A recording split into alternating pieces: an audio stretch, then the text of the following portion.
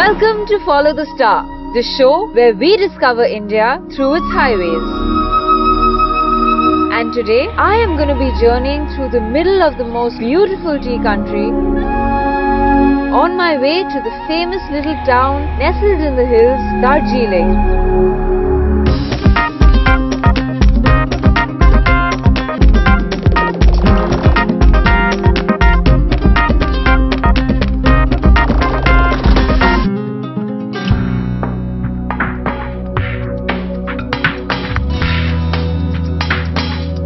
My journey to Darjeeling starts off from the foothills of North Bengal called the Doab,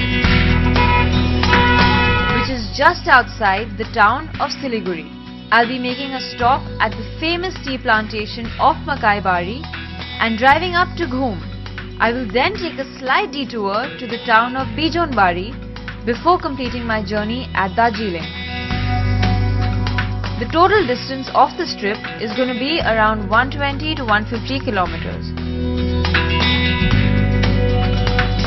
In Makai Bari, I am going to be meeting the Raja of Teas. And then, in Baichung Bari, I will be meeting, well, I'll let that be a surprise. Or not. Let's just say he loves the game of football and in his new avatar, he's a politician. Keep guessing.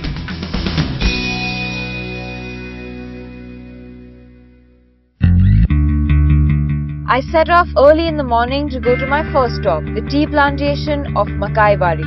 The road winds through beautiful sal tree forests until it comes to the military station of Sukna.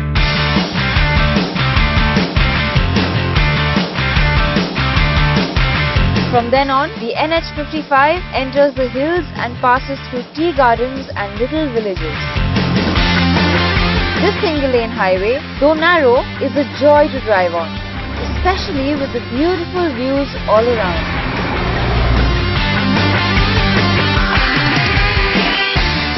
So to go to Makai Bari, I have a choice of 3 routes, but I am taking the shortest route. This route is called the Pankha Bari road and it's the shortest because it's also the steepest. In fact, it's a quick route because it's exclusive and only private vehicles are allowed on this road. Another reason why I am taking this route is because my first pit stop, the Makai Bari Tea Garden, lies directly on this road. If I went up the Rohini road or the Hillcart road, it would first take us to Kurseong and from there we would have to come down to Makai Bari. The condition of the NH55 or the Pankha Bari road, as it's called here, is only good in patches. In fact, in some portions, it is downright bad.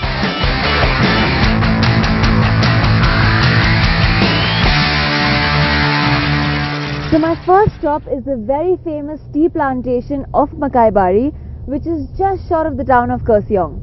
Now Makai Bari is famous for 2 things. 1, it is the oldest tea factory in the world, and 2, it produces the world's most expensive tea, the imperial silver tips. And at Makai Bari, I will be meeting the Raja of tea himself.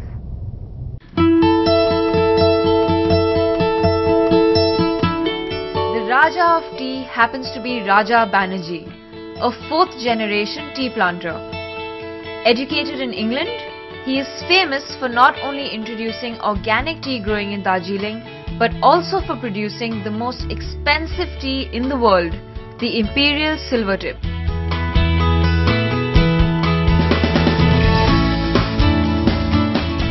So this is the first time I've been to any sort of tea plantation and the view for me is a dream. I'm so happy to be here. Enjoy the magic, the mystique of Darjeeling. Makai Bari, what is so special about it? Well, there are many firsts and specials about Makai Bari. This is the first tea factory ever to be built in the world.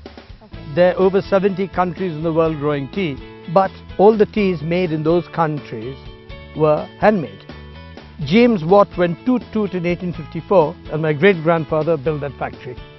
So I'm a functioning heritage. That's what's one special. We have also pioneered organics to global tea and biodynamics tropical agriculture. And Makai Bari, for every acre of tea, there are 2 acres of primary rainforest. So the tea is an island within the forest. That is a spectacular thing about Makai. So you are the 4th generation. Indeed. Who is going to be the 5th? The 5th generation will be the ladies over there, you see. They bend their back the hardest and they're relegated to second-class citizenship. We are empowering them to take over. So your 5th generation is going to belong to the women. To the women who will torch for the rest of the country and show them what is to be a grassroots entrepreneur. Is it possible for me to taste some of your tea from here? Actually, I'll amend that word. It is not tea.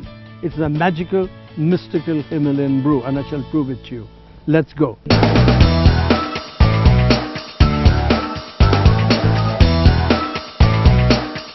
Entering my inner sanctum for the magical, mystical Himalayan herb. Okay. Wow, I haven't seen so many types of tea before. I think it would be advisable for you to put on my tea tasting apron. Let me put it on.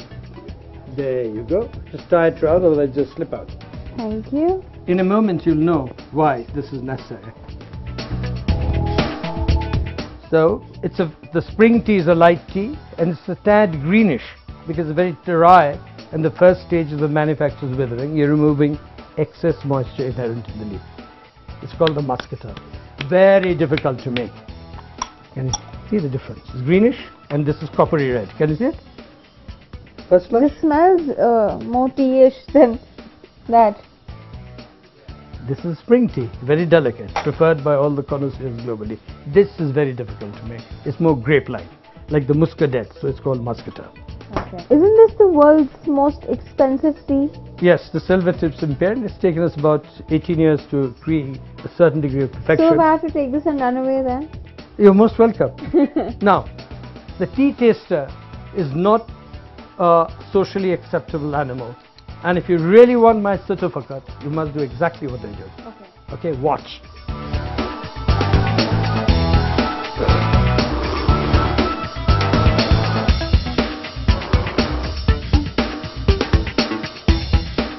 Go on.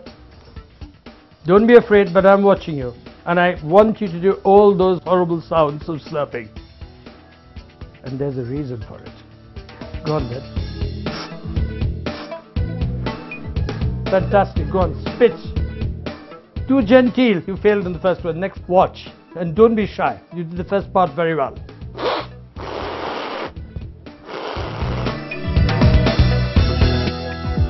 When you slurp, you're oxygenating. You're putting in oxygen. Implosion of flavor on your palate. Go on then. Fantastic. Spit. That's it. You got it now. Rinse. Rinse.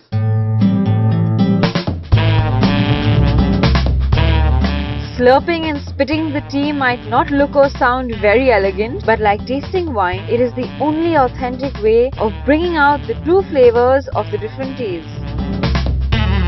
Thank you so much for this wonderful experience. I don't think I would want to come back to any tea plantation now apart from Makai Bari, and to come back and meet you. Just remember, Makai Bari is as much yours as mine. I'm only a very temporary steward in passing. Thank you, Raja. Pleasure. Take care. Thank you. So now that I fancy myself to be a bit of a tea taster, I could stay on here forever and make a name for myself. But the road beckons me and I must be on my way. The drive up till now on the NH55 to Makai Bari was mostly a joy to drive on and also very beautiful, and I hope it stays that way.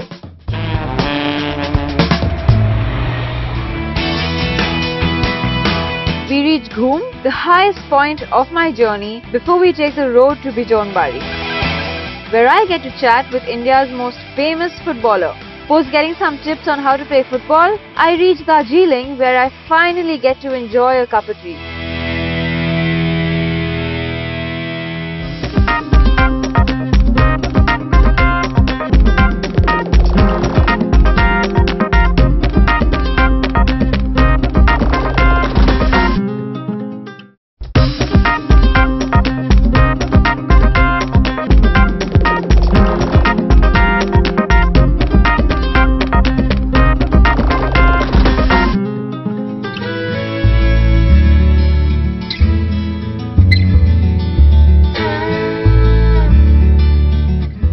Welcome back to my journey in the hills of North Bengal.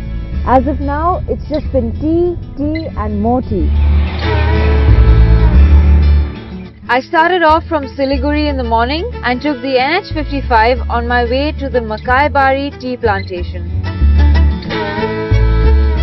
It was a beautiful journey through the forests, the tea gardens and up the steep Pankhabari road.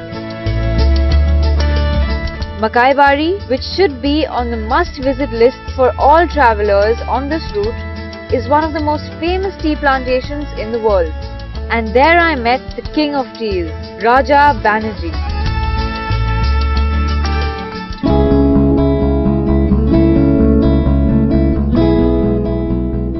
My next destination is Baichung, which is on a slight detour from the road to Darjeeling. However, we will be following the NH55 till Ghum, where I will turn away from the road to Darjeeling. The road to Ghum is not in the best condition. In patches, it has some really bad potholes, but in other places, the quality of the road is quite good. All along the route, we passed tiny villages and marketplaces, which though charming, also increase the traffic. Another unique aspect of this route are the rail tracks of the toy train, which run alongside and sometimes even through the middle of the road.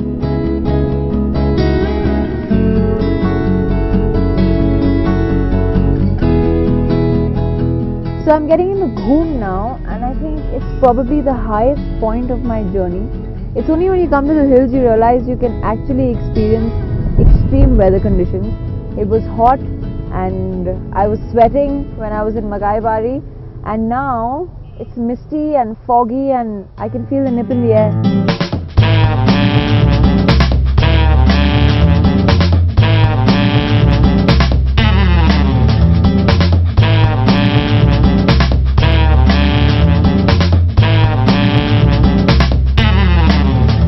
So this very cute station in the middle of the road is a station for the toy train.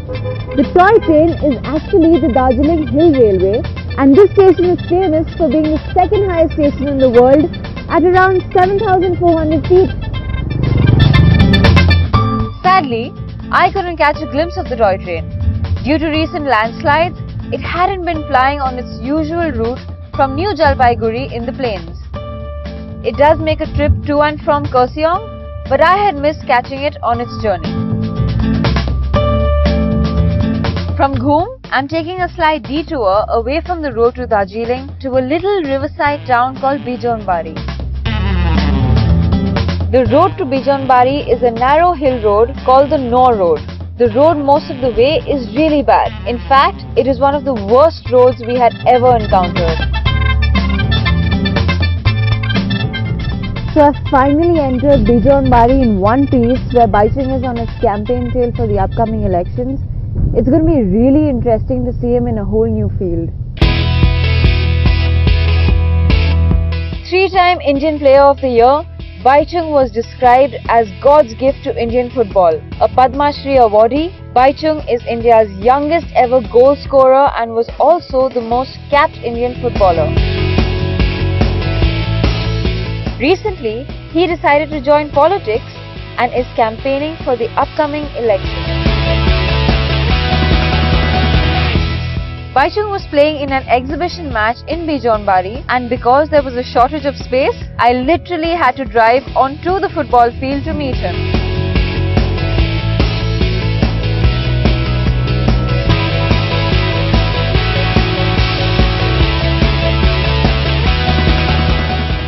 I'm watching Baichung play football live in Baichung. You really think that was possible? I didn't think that was possible.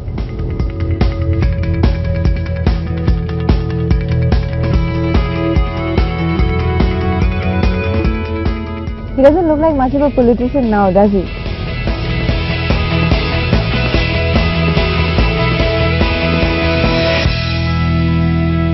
So I finally found Baichung. After that huge, long, crazy drive, it was completely worth it.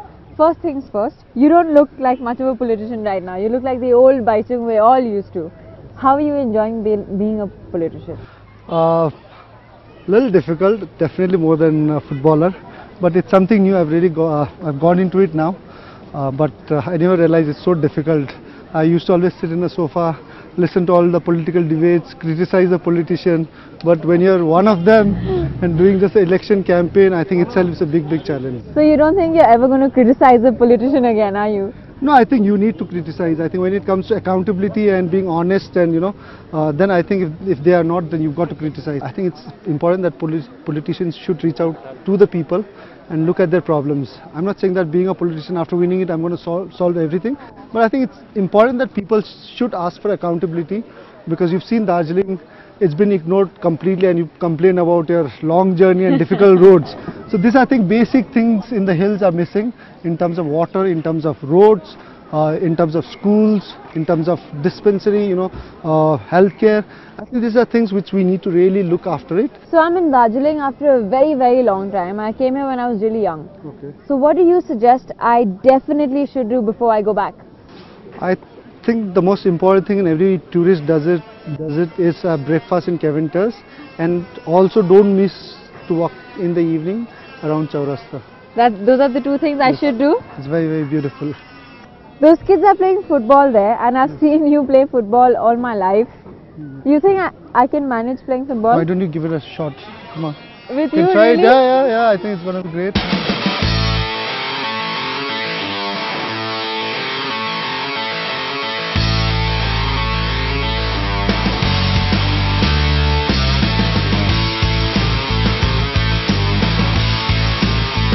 Baichung even decided to give me some tips on how to play football. I really don't know how good I was, but hey, at least I can boast about the fact that I played football with Baichung Bhutia.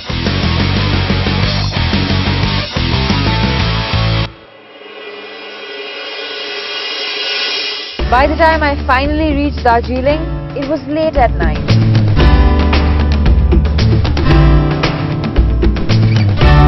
But I was up early to walk a little bit around town. Now and then, one does get glimpses of the beautiful colonial hill station Darjeeling used to be.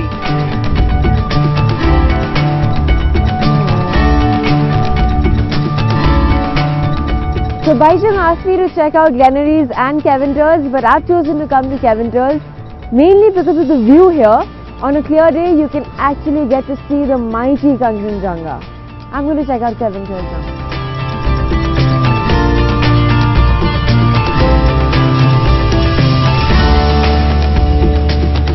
Sadly, the Kanchenjunga was not visible, but I did order myself a wonderful alfresco breakfast.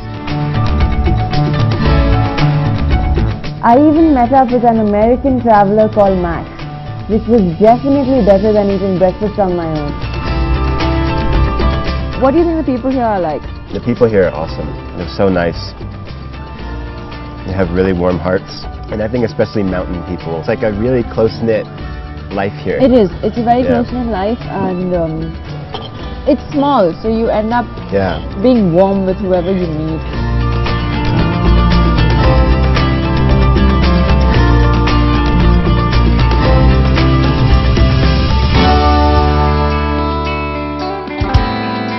Like most eventful and good journeys, mine too had come to an end.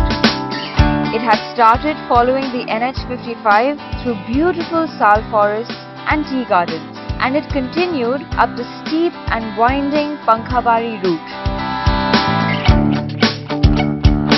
We crossed towns and busy marketplaces with the tiny toy train tracks accompanying us up till Ghum.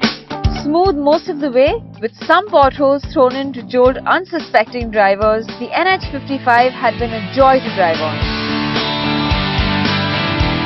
Though from Ghum to Bijonbari, the tiny Nor road gave me and my car many a scare because the road was in such a bad condition. What also made the trip special was that I was coached by two masters. One coached me in the art of tasting tea, and the other coached me on playing football. I might not have been the best student, but it was certainly great fun. Overall, this is a trip we recommend that you take, because I for one am certainly going to be back. If for nothing else, but that drive in the morning.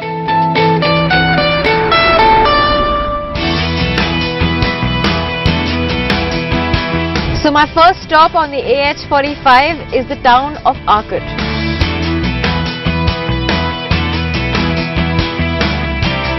Who are you guys actually? Tell me.